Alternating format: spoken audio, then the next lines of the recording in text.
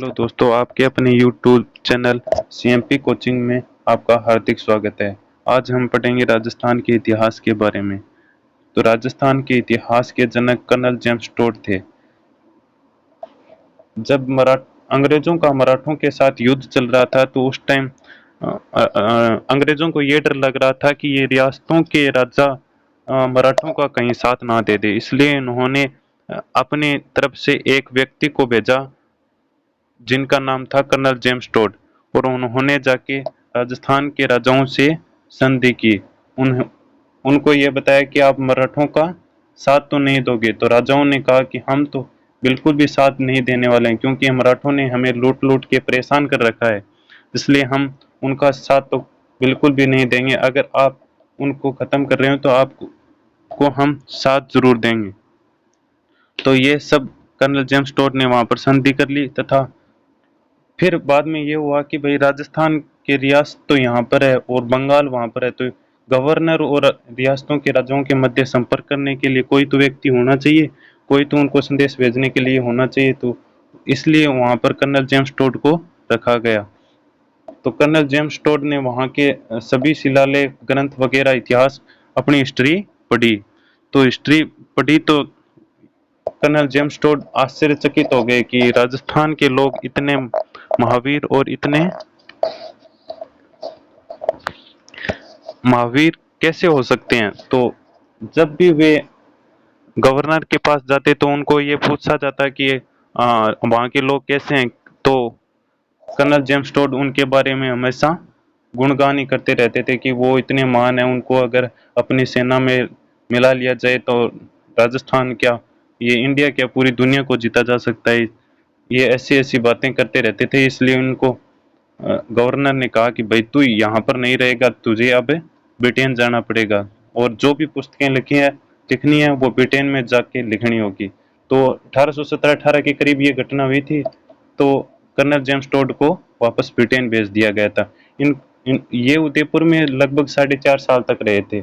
तो ये हमेशा घोड़े पे ही चलते रहते थे। लोग इन्हें घोड़े वाला बाबा कहना शुरू कर दिया था। घोड़े वाला बाबा, घोड़े वाला बाबा।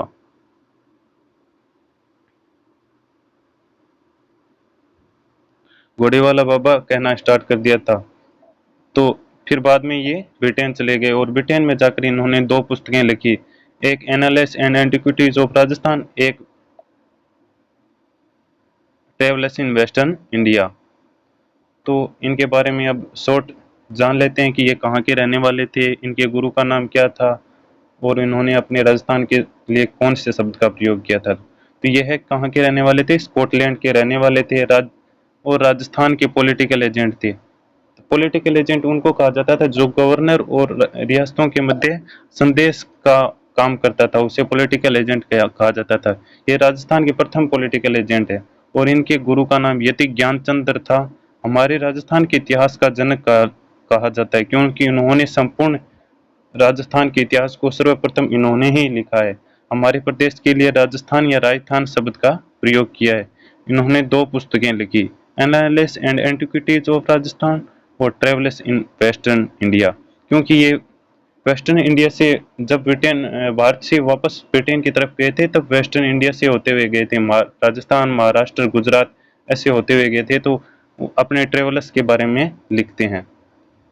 फिर एक दूसरे व्यक्ति हैं जिन्होंने अपने सब राजस्थान, संपूर्ण राजस्थान के लिए राजपूताना शब्द का प्रयोग किया था, वो थे जॉर्ज थॉमस। यह आयरलैंड के रहने वाले थे, मराठों के मशीनरी सेनापति थे।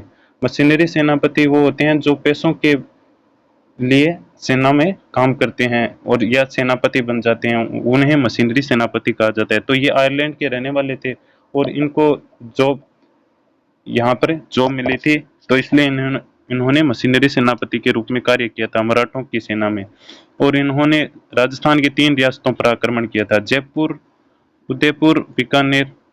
इसने राजस्थान के लिए राजपूताना शब्द का प्रयोग किया था। इन्होंने कोई पुस्तक मतलब पुस्तक लिखी होगी, पर इनके पुस्तक एक अलग लेखक ने लिखी, जिस जिस पुस्तक का नाम था the military memories of George Thomas. उसमें राजपूताना शब्द का प्रयोग किया गया था। ये है कर्नल नहीं जॉश थॉम्स, और कर्नल जेम्स टॉड की फ़ोटो तो आपने देखी होगी, ये कर्नल जेम्स टॉड। आपने मेरा पूरा वीडियो देखा, इसके लिए थैंक यू, और कृपया मेरे वीडियो को शेयर और कमेंट ज़रूर करें। Thank you.